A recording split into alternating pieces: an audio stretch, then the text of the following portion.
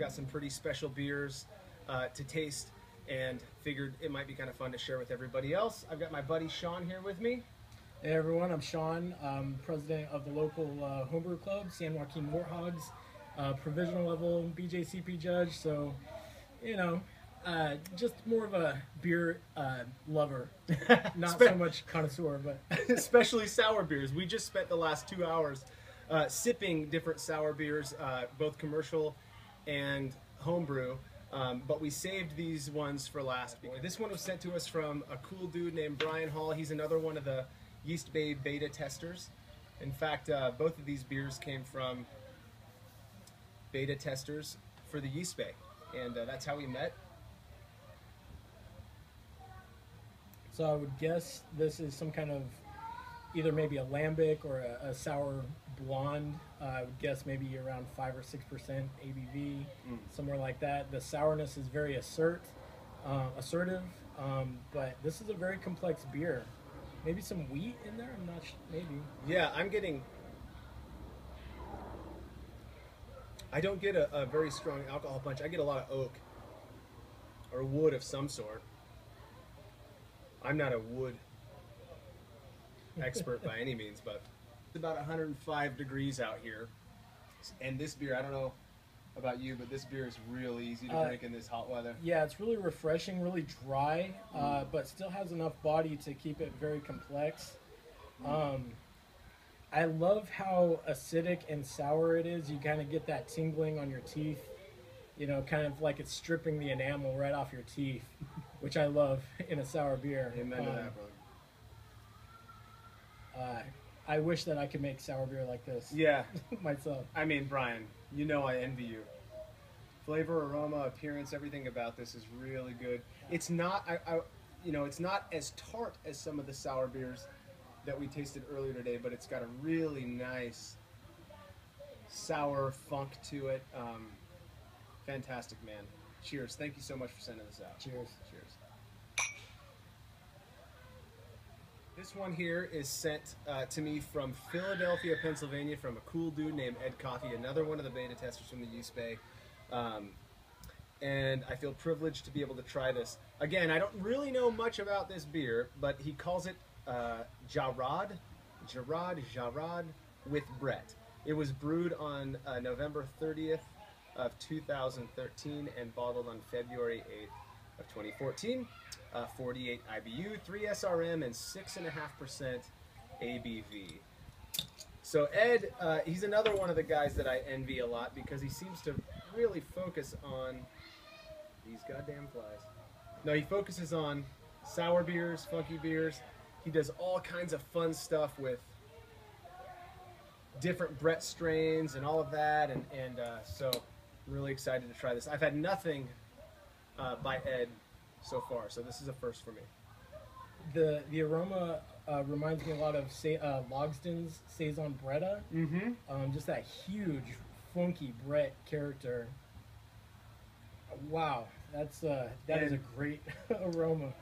Almost like it was dry hopped. Maybe a little like Citra or Amarillo or something. I get a huge passion fruit kick on the nose. It almost seems like you could call this Brett IPA, maybe. That's what it feels like. 6.5%. Really dry, really refreshing. The aroma, the blend of the hops and the Brett character is just pretty fantastic. Oh my god, mind-blowingly. The color and clarity are fantastic. I know some guys with Brett, it's hard to get clarity, so some Brett strains don't flock out as well as others. Right. So. The tropical passion fruit nose on this, it's almost ineffable. I can barely describe how strong that is.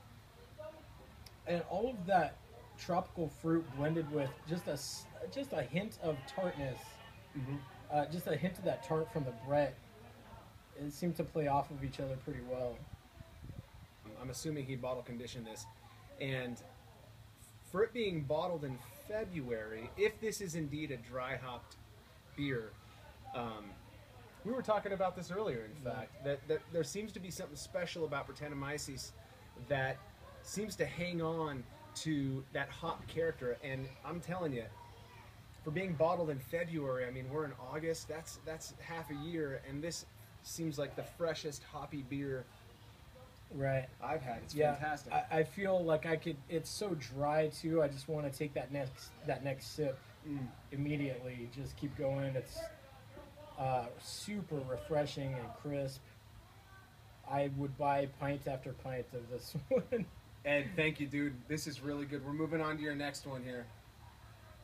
Cheers to you, pal. Cheers. Fantastic beer.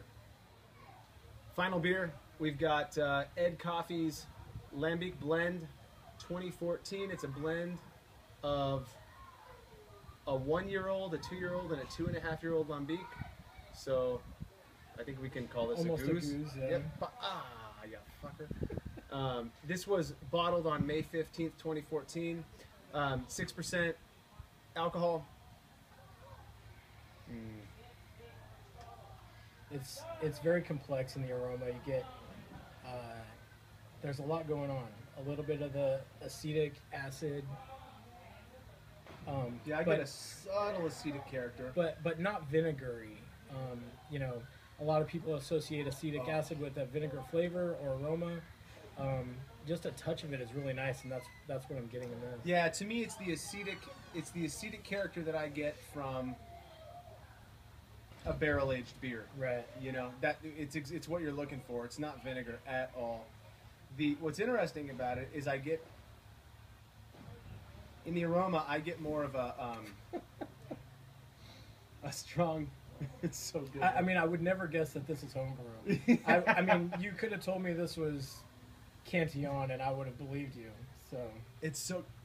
We're laughing because in between shots, we were talking about how embarrassed I am to be sending you. He's a pretty shitty brewer. Everyone knows. Everybody knows that Everyone I'm a shitty knows. brewer. But these are so fucking good. Ed, this beer. Wow. Brian, your beer. They're so good. Yeah, it's so complex. You get that blend. Sometimes it's hard to describe exactly what you're tasting in a sour beer, but I get a lot of fruit flavors in this. Some stone fruit, maybe like some peach and apricot. Yeah. Once you let it sit on your palate for a little bit, some of those fruit flavors start to come out. It's real. Like I almost just took a bite of an apricot or something.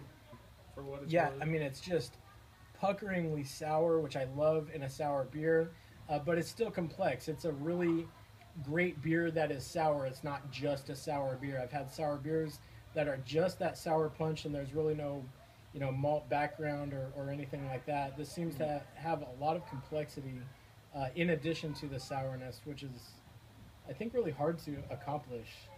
Yeah. There's so much more than just sour in this beer. It's got, I taste Pilsner malt, whether you use that or not. I taste Pilsner malt, which I love. I get kind of a white bread with like an apricot marmalade type of thing on the top of it. Right. And it's so good. Well, you guys, the appearance is slightly hazy. Which is acceptable for a goose. Yeah, exactly. Yeah. I wouldn't dock you on that if I were a judge, and I am no judge. But just to cover all our bases, the aroma, fantastic. The flavor, fantastic. The mouthfeel is unbelievably good. I do think that this is the type of beer, more than the Brett one, that in a year or so is just going to be better, and maybe another year after that is going to be even better. This is a fantastic beer, Ed. Thank you so much for sending this out. Thanks, guys. And I apologize for whatever you experience with mine. Hopefully they make it to you in, in good shape. Cheers, dude. Cheers, Hey, man. guys. Yeah, amazing.